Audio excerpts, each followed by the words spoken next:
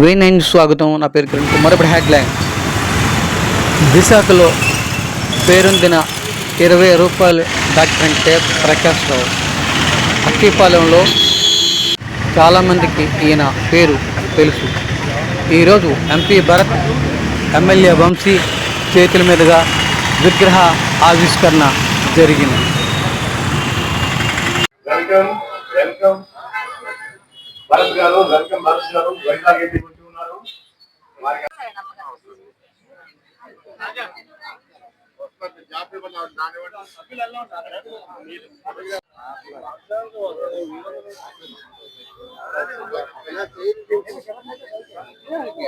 నమస్తే అండి.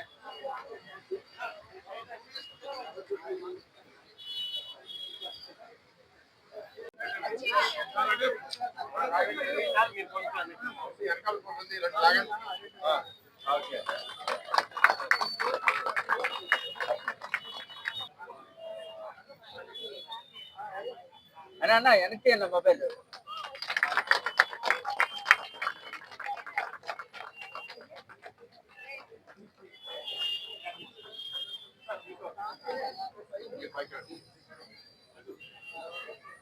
Mobile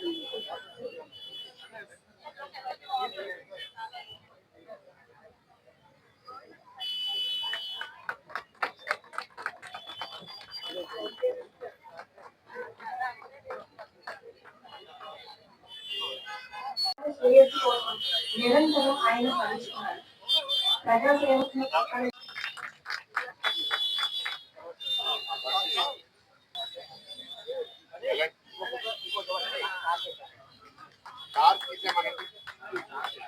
car number చెప్పండి. ఏం కార్ అది? వివిధ పత్రిక పోటీల్లో ఈ కథలు 35 పైగా బహుమతులు గెలుచుకోగా ఆకాశవాణి రేడియో ద్వారా వీరి 150 పైగా కార్యక్రమాలు ప్రసారమయ్యాయి. వీరి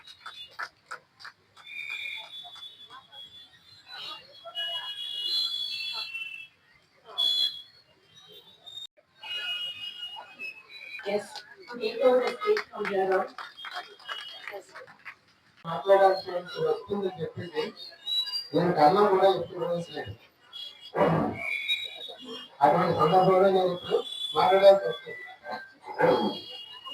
ఆయన గురించి కొంత చెప్పాలంటే కొన్ని ముఖ్యమైన విషయాలు, ఆల్మోస్ట్ ఎవరికి తెలియని విషయాలు, కొన్ని విషయాలు నేను చెప్దాం అనుకుంటున్నాను. సో ఆయన 1965లో ఎంబీబీఎస్ పూర్తి చేశారు. తర్వాత ఎంఎస్ జనసర్జరీ చేశారు. కానీ చేస్తుండగానే ప్రాక్టీస్ కూడా పేదపై అందుకనే ఎక్కువ బరాయించలేదు. సో అందువల్ల వేరే గురించి చెప్పి ₹2 ఆయన ఇస్తాను. ముందుగా భరత్ గారు తాత గారు ఎంబీబీఎస్ మూర్తి గారు 1981లో నాకు ఎవరి పుస్తకం ఆయన చేతుల మీద కానీ ఆయన ఆవిష్కరించారు. నాకు రైతులుగా ఆయన చాలా హెల్ప్ చేశాను. చాలా పుస్తకాల ముక్కలు కూడా ఆయన సాయం చేశారు. కాబట్టి ఇప్పుడు వారి మానవ సంస్థలో నేను మంచిగా చెప్పడం అవసరం. ఇక డాక్టర్ గారితో ప్రకాష్ రావు గారితో నా పరిచయం 1968 జూన్ నుంచి 58 సంవత్సరాల పరిచయం స్కాన్ గవర్నమెంట్. ఆ గొప్ప మానవతావాది. నేను అన్నింటి ఉద్దేశించి గొప్ప మానవతావాది భావిస్తున్నాను. అంకుల్ ని మేము చిన్నప్పటి నుంచి maybe for the last 40 years ఈ ఫ్యామిలీ అంతా కలిసి పెరిగాము. ఎప్పుడు ఎవరెవరి ఇంట్లో ఉంటామో తెలియదు. అప్రోచ్ అంతా ఆంటీ ఇంట్లో ఉంటే అప్రోచ్ వీళ్ళందరూ మా ఇంట్లో ఉంది. We came up in life watching uncle's dedication and devotion towards service. ఆ మహా వ్యక్తిని చూస్తూ పెరిగాం కాబట్టి ఇప్పుడు అందరం కూడా we are very very well settled in life. పెద్దలందరూ చెప్పారు. ఆయన ఈ ప్రాంత ప్రజలందరూ కూడా ఒక దేవుడు లాంటి వారు. ఆయన మానవతావాది. ఎందుకంటే అందరూ ఈ రోజుల్లో మనీ చూస్తే ఆయన మనీ అనే దాన్ని పక్కన పెట్టి ఈ ప్రాంత ప్రజలందరూ కూడా కుటుంబ సభ్యులను తీసుకొని అందరినీ కూడా అద్భుతంగా దగ్గర చూశారు. కాబట్టి ఆయన గొప్ప పేరు ఈ ప్రాంతం అంతా కూడా ఎవరిని అడిగినా కూడా ఆయన పేరు చెప్తారు. సో అలాంటి ఒక మహోన్నతమైన వ్యక్తి విగ్రహావిష్కరణలో పాల్గొన్న అవకాశం వచ్చిన కుటుంబ సభ్యుల మనస్ఫూర్తిగా ధన్యవాదాలు. నేను కానీ గొప్పగా అదృష్టం భావిస్తూ ఒక మంచి కార్యక్రమాన్ని కలిసి కుటుంబ సభ్యులు ప్రత్యేకంగా ధన్యవాదాలు.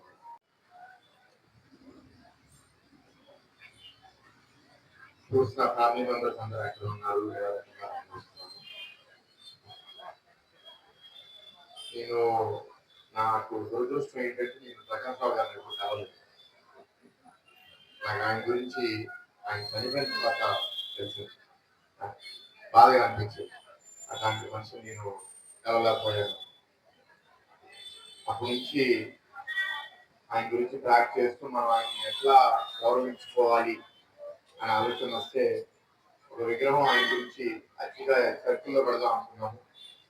ప్రభుత్వ అధికారులను అడిగితే సుప్రీంకోర్టు వర్డింగ్ ప్రకారం పెట్టకూడదు అన్నారు. కొందరు పెట్టేస్తున్నారు ఇక్కడ అక్కడ, కానీ నా ద్వారా ఏదో ఇల్లీగల్ గా చేయడం నాకు ఇష్టం లేదు కాబట్టి చెప్పాను, మరి పబ్లిక్ ప్లేస్ లో వదిలేండి అంటే ఇక్కడ ప్రైవేట్ ప్రాపర్టీలో పెడతారంటే తప్పకుండా మంచి ఐడియా అని చెప్పి ఇక్కడ స్టాచ్యూ ఇనాగ్రేషన్ చేశాను. ఇప్పుడే ఆనంద్ గారు మాట్లాడుతూ చెప్పారు, ఎక్కడ మొదలు పెట్టారు డాక్టర్ గారు, ఎన్నేళ్ళు చేశారు అని. ఆయన సేవ బాగా చేశారు. మరి ఆయన్ని చూసి అట్లాంటి వాళ్ళు ఎంతమంది తయారయ్యారు సమాజంలో? ఇప్పుడే అంటున్నారు ఆయన అట్లాంటి మనుషులు ఒకరు.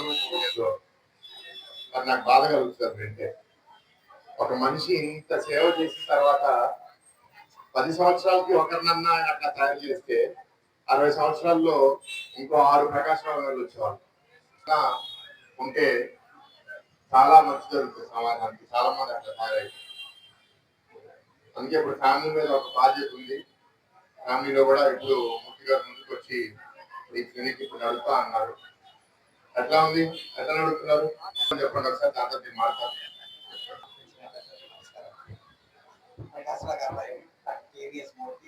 ఇప్పుడు 24 సంవత్సరాలుగా వైద్య సేవలో ఉన్నాను.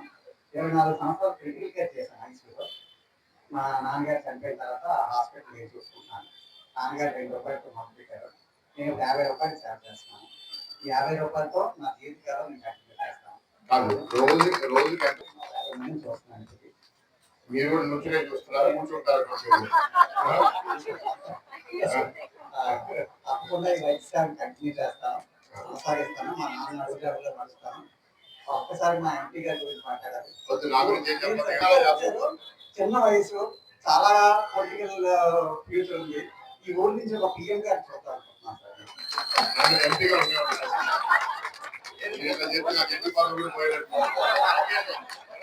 అదే కాలంతో మార్చుకోండి, పర్వాలేదు.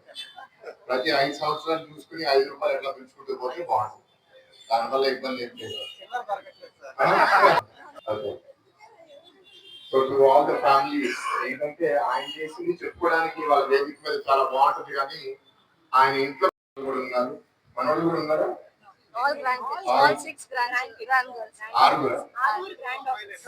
ఇద్దరు ఉన్నారు ఇంకా.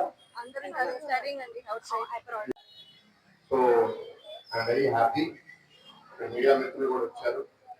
ఒక పూట ఈ గురించి మాట్లాడి మర్చిపోవడం కాదు. నేను ఇక్కడ కోరేది ఏంటి అంటే, మన లైఫ్ లో మనం ఇట్లాంటి విలువలు ఏం తీసుకోగలుగుతాం. ఇప్పుడు చెప్పారు, పొద్దున సాయంత్రం కూర్చోకుండా చేస్తున్నారు అని.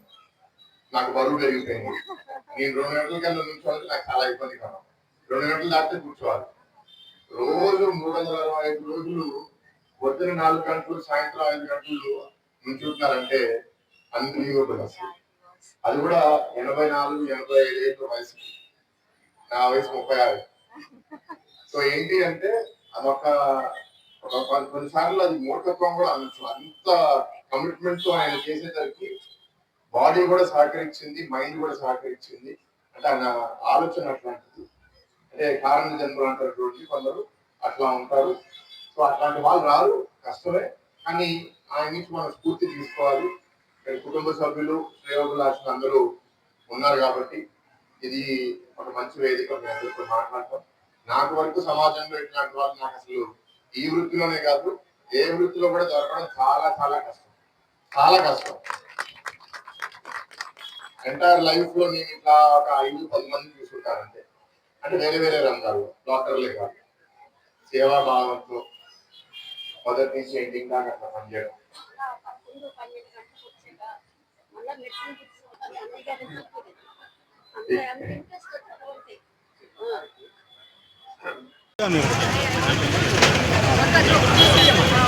సరే